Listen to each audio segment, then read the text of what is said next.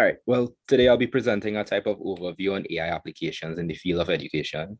For this presentation, I'll go through a preamble on automation because it seems appropriate. And before I get into the education part, and then I'll go through an overview on three specific applications before closing. So we're all familiar with AI, whether it's classification, computer vision, or NLP, but something we tend to overlook is the ethics side and how it really impacts people, not just the experimental results.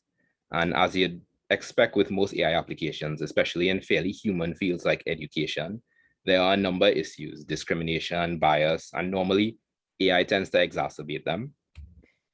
One of the primary ones being automation and its impact.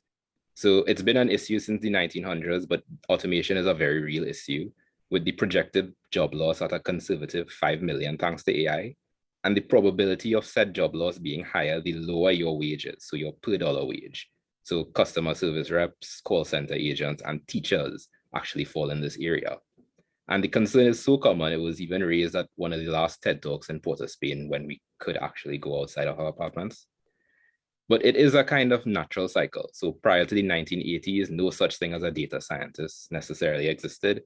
In 2020, it's considered one of the, quote, top jobs. And in 2030, it might not exist as it is. And it's kind of summed up fairly well by the inventor and architect Buckminster Fuller by the word ephemeralization. So doing more with less and eventually doing everything with nothing. So he was wildly fascinated by efficiency. And education is kind of following a similar pattern with the rise of MIT courseware, UC Berkeley, Harvard, Google certifications, all these open source learning tools. It's less about what you know because the knowledge is out there. Google already knows everything. So it's more about how you could apply it. And of course, this is at the higher end of the education spectrum. At the lower end, so secondary school, primary, all the way down to preschools, developing the knowledge base is the focus. And that's where AI already comes in. So the focus has been primarily how to most efficiently teach children in a time frame or how best to optimize the learning process as a whole. But AI in education is not new. We have the Scanatron that checks multiple choice slips, Turnitin, oh God, Turnitin.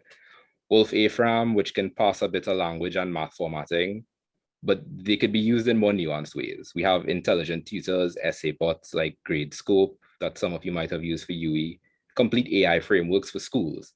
And that will lead us to the first application, which is dubbed Squirrel Ai, which some of you might be familiar with because it was one of its associated papers won the best paper in DLG 2019. So Squirrel Ai belongs to the Yixu Group, education conglomerate in China, partnered with both Yale, Carnegie University, and OpenAI. Their goal was to level the playing field in education and allow accessibility to all students, regardless of their background and resources. The initial implementation for Squirrel Ai is a type of IALS, so an intelligent adaptive learning system. So think of it as automating teaching, learning, evaluation, testing, training, everything you'd experience in a school minus the social aspect. And it's a little bit similar in concept to how a recommender system works. So the first implemented version revolved around students doing a pre-test for a topic, so 10 questions. And with those 10 questions, they are able to identify the student's strengths and weaknesses on a knowledge map. And they would develop a personalized learning path on that. So in traditional learning, we would cover all of the topics in class. You go through each, spend about the same amount of time on each one. If you have a personal tutor, you could be more specific and tailor make it. With Squirrel Ai, you just gloss over anything the student has a quote mastery of, so the blocks in green, and then you would focus on the identified problem areas, those in red, and this would continuously adapt based on how well the student answers certain questions. So it's a bit similar to content-based filtering that a recommendation system would use, but it also has the leverage of an entire knowledge map, similar to, I guess, MIT's knowledge map, which is developed by in-house experts. I can get a copy of the Squirrel Ai one. So this is the MIT course diagram, which has a bit of similarity in terms of the distribution of courses as to our knowledge map in Squirrel Ai. Squirrel Ai hasn't been externally validated outside of the Yixu Group's purview, and no comparisons from what I've seen to non-Chinese systems. But thus far, the statistics show that more than 90% of the students prefer using the software. The students that use it get a greater mean score on average. So when compared to a traditional human teacher, and compared to the other popular softwares in China, Squirrel Ai produces 4 times the average student gain. And these aren't actually small numbers because Squirrel Ai's company has nearly 100,000 users a year across 100 and something schools all across China. But this was the initial implementation used. And you can see this is kind of straightforward to implement on the back end of like some e-learning platform. Their new product is the one I wanted to show because it's being implemented in classes, monitoring student attention levels and concentration, not through computer vision. They use headbands that actually track the child's brain waves, similar to EKG. And with this headband, the data from 3 sensors around it is fed to a system directly so the teacher could view it. And then they could determine which student is concentrated, distracted, or zoned out. And from everything I've read so far, I assume it's similar to like a smart binary classification. So there's 2 classifications, concentrated and distracted, and zoned out is for things that we cannot confidently say are distracted or concentrated. Of course, this has numerous issues apart from the ethics side. Brainwave data is difficult to use. It's subject to a lot of fluctuations due to the EKG sensor sensitivity. A misplaced sensor slightly on the temple could cause misreadings. And that's especially true for a simple headband that you train on a child. Moreover, the science of understanding brainwaves isn't necessarily concrete, but it is interesting to see where this goes and if this becomes like a dystopian norm. For a more reasonable AI application, we have automated grading. So if we're talking about individual subjects, the implementation varies greatly. Things like math and science, especially numerical questions, they're fairly straightforward to analyze. You'd have an objective answer that is correct, maybe a few wrong ones because you took steps out of order, but overall it's either right or wrong. And you could have an AI trained on that data, let's say for a body of questions and respective answers, and how to give feedback to the students. That would be easy enough if it's framed in like a multiple choice sense. A genuinely more difficult approach, similar to kind of dynamic content generation, is to train an AI on the subject matter. So have it come up with an understanding of either physics or math, develop its own questions and try to give feedback. But due to the sheer volume of data, you'd have to have the AI intake to understand an entire subject matter. There are very few implementations like that. One partial one is Wolfram, and the other is Google's AI for higher education. But of course, one is a duo of supercomputers and the other is Google, so not necessarily feasible. The most difficult subject matters to tackle normally are the creative subjects. So especially when it comes to things like essay writing, where there's no objective right or wrong answer, or at least not to us, but an NLP buff could probably correct me. There are a ton of automated essay graders, but the capabilities vary. So most AES focus on holistic scoring, which summarizes the quality of an essay with a single score. This is because most of the data that's publicly available is holistically graded. So you'd have single scores, and that's commercially valuable. So think about churning out grades for the SAT or GRE and the effort that it would save in comparison to manual grading.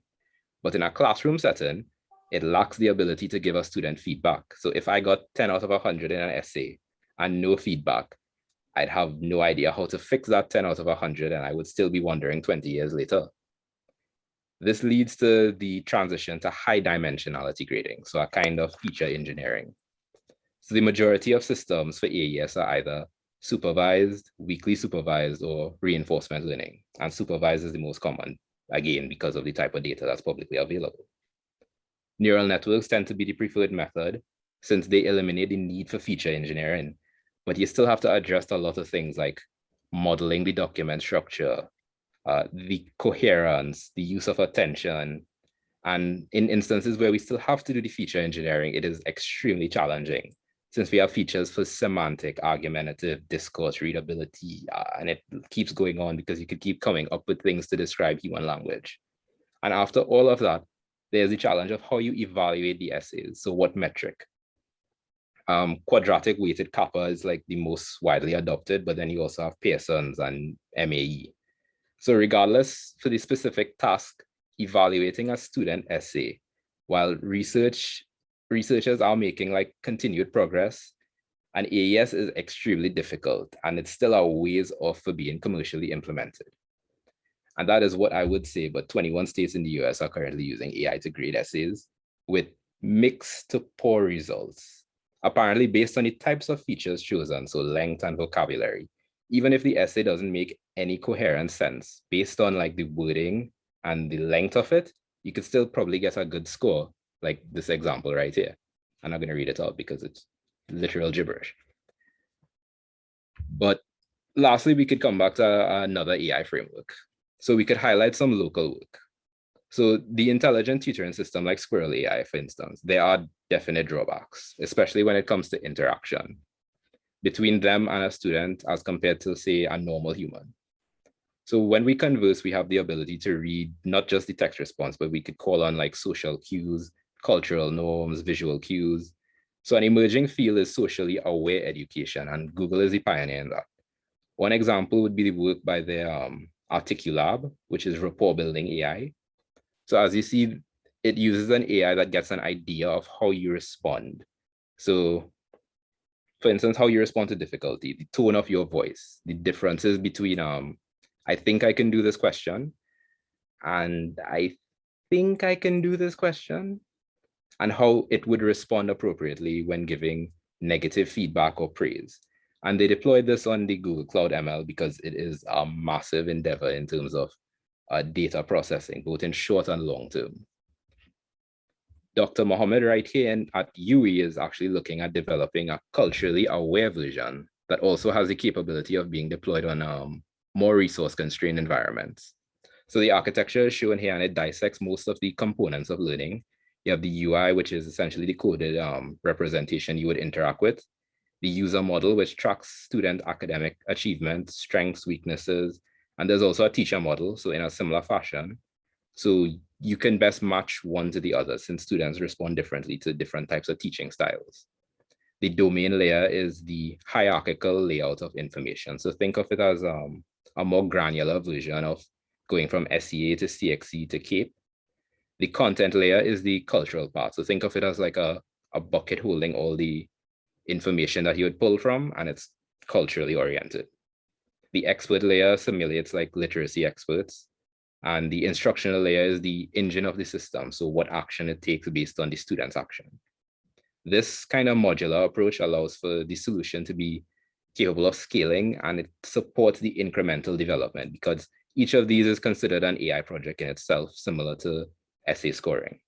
And the overall architecture is fairly similar to Squirrel AI, the core difference being the content layer, which is the pool of culturally relevant material. And unlike Google's version where culture is learned, this has it ingrained directly into the content. So having said that, one MPhil student is actually looking at something similar to dynamic content generation. So it's not exactly that, but it should be able to create culturally relevant scenarios. So if it had like a body of text, it would read, he went to the corner parlor rather than he went to the shop. And another student is actually looking at the impact of gamification. So changing the UI into something similar to a video game and the impact that would have on grades at the lower end, so like in preschool and primary school. And Dr. Mohammed's previous work actually showed that this cultural approach to the system, so using culturally ingrained content, it has a positive result. Kids who used it overwhelmingly preferred it, and it had a positive impact on performance, even though the sample size is fairly small when compared to something like Squirrel AI. But it is something to possibly look forward to roll out locally in the near-ish future, and a glance of some of the AI endeavors in education. And with that, my presentation is over, and we could take any questions or comments, if any. Yeah, thanks, Aqeel. Nice presentation. So I assume this is what the kind of stuff you'll be doing with Phaedra, right? Yeah, most likely I will end up focusing on either the user modeling layer, so trying to model students and teachers, but I still have to come up with like a novel approach to it. Okay. And one issue we tend to have in Trinidad is, guiding students along the right path in terms of career. So, right now, students go into science based on grades and stuff like that. It's not based on anything else except grades. Is she working on anything to help with that? Because, you know, just because you're good in science doesn't mean you want to do science, right? I don't believe so, but there is a similar concept, I believe, in Carnegie University. They have that as like a entrance platform. So they would look at the students' progression, the topics that they've done well in, and like teacher feedback, especially. And they would try to guide the students accordingly using an AI for that. There is one like that, actually, something similar in concept. But we could definitely use something more culturally appropriate down here. But Okay, the issue nice. is what data that would take. Right, yeah. Nice. Yeah, well, one scary thing about the presentation is that brain scanner device, because so it would then mean that you can't, you know, you're not even allowed, well, you can't verbally criticize the Communist Party, but now it means you can't even think about criticizing the Communist Party, right? Because they could figure out your thoughts in a way. But interesting, thanks. Yeah, I can help but notice the ethical implications of that. You know, I was mentally thinking of like a shock collar being on the kid. You know, like, so when they doze off, it's like, zzz, yeah, that's real scary. Strangely enough, this one, the Chinese one, does not have that, but the one developed by MIT actually has hepatic feedback, so it does shock you. So the American version does. Oh boy. Okay. Oh, we are brutal. You gotta get them grades up. Yo. Yeah, boy. Well, that might be easier than actually taking the courses there at MIT. I don't know. Like, I just know that like getting licks for your band going red is a sucky way to have it. Like, seriously, what I do find interesting is I've actually played with some of these brain, they read different waves, and some of them tell you how much you're focusing or concentrating and whatnot. But I do find it interesting that technically you can shift your thought and still be on topic and have it say, oh, you're not really focusing the way you should be. So the idea of focus and learning is actually a connective process that requires less focus at times, and you could get in trouble for that. I guess that comes back to the fact that we can't actually read brain waves accurately. There is like a lot of gray area there. I just was marveling at the fact that there was an e-learning. Like I wrote this in the chat, but like a democratizing of e-learning, and China was the one that got it and no one else did. Like, did they deploy this in other countries? No, this is privately owned by the Aqeel group. The only thing you can find is a few of their published papers, which, I mean, they won best paper in DLG 2019. So. Oh, so that's that best paper award reference thing you're talking about? Yeah, that would be this one. Well, one of them. There were several actually.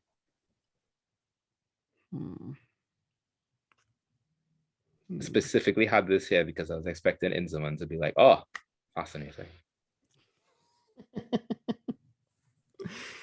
Oh, he'll get it on the recording. Yeah, unfortunately, Inzamam isn't feeling well. That's why he's not here today. Yeah. So I think as we go through, like, one of the things that I always found interesting was that how we over apply machine learning and artificial intelligence programs to try and do a holistic solution and not really focus on the partial solutions as much, to where it's human and AI working. Because, like you said, with California and other states trying to apply this this essay grading situation, it's almost like you need to have a little bit of both in order to do it right. Like something to triage the problem or triage the students, and another to be like a band of tutors who help, like, either, help you get not appreciable, but like actionable advice on how you can make your essays better. You know, I think it's an over application instead of really using the tools that are available to us, just for the sake of removing people from the equation. So like I get where you're coming from, but I mean, especially in California, it is results driven. Basically, you want to have minimal cost, and you want the results as fast as possible, regardless of the harm it causes or the drawbacks of the system.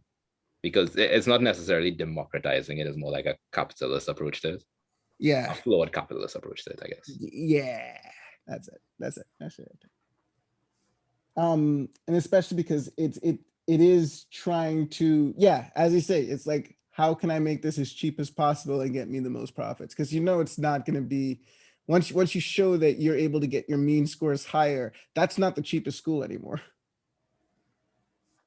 Correct. Remember, education is for profit, basically.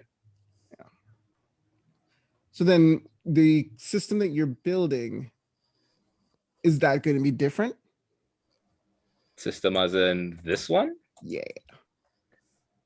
Well, in a sense, I guess Dr. Mohammed is approaching it like, I mean, at the end of it, her goal is to make a system that is capable of reaching students regardless of their background. So if they come from like a rural family or the city, either way, they have access to the same resources. So you're equal in the playing field. And I mean, the approaches that they're taking to the modular approach and the fact that they're designing it for like resource constrained environments and whatnot, that's basically like, it's not for profit. If you say so. All right. I was wondering, this is probably just outside the scope of discussion here, but I was wondering if there's any latent information that could be obtained from essays. Just being devil's advocate for a second. Like Prof mentioned earlier on, not enough work is done to ascertain, whether if you got an A in a CXC math, whether you really like math or not. I was just wondering if, essays, which is like something written, if within that context, you could kind of obtain latent information as to whether someone is predisposed to certain areas or not. I mean, it could, but when you're writing an essay for school, you're putting yourself in a different kind of mindset. It's not like you're trying to express yourself. It's not like something artistic or cultural. It's more like you're trying to manufacture something that would get you the most amount of marks. That's at least how local education here is, right? Think back to like when you write your essay for SEA, you're starting off with that same line of it was a bright and sunny morning, or at the end is like it was all a dream or something like that. Oh, wow. Well, what the crap? Yeah. It's changed a lot since then, Aqeel. My son's 10 going on 11, so he has to do SEA next year if it doesn't get postponed this year and stuff. They expect them to write at a much, I would say, higher level than I would have expected. I naively thought an 11-year-old just going to write a equivalent of a silly story, but the kind of stuff they expect from them these days, it's like, this looks like something I might write quickly without looking over it. It's like that's weird.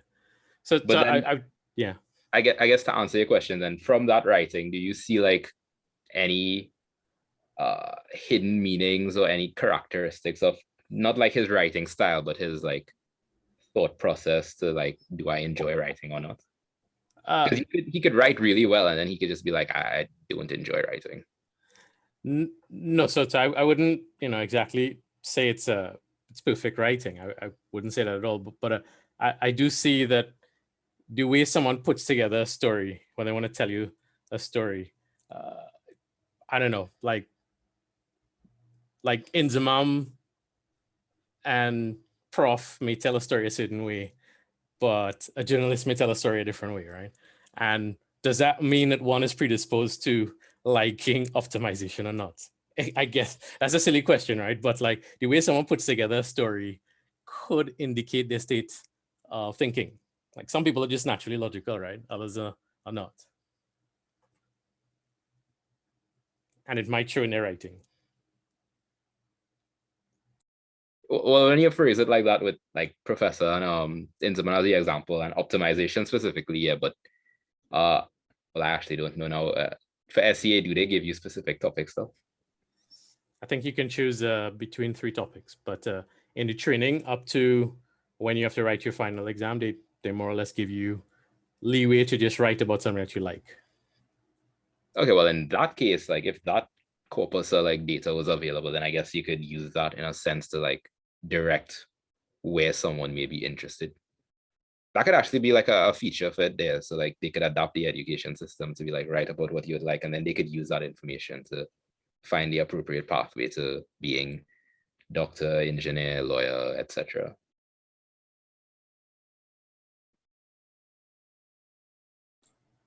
Yeah, cool. It was just a random thought.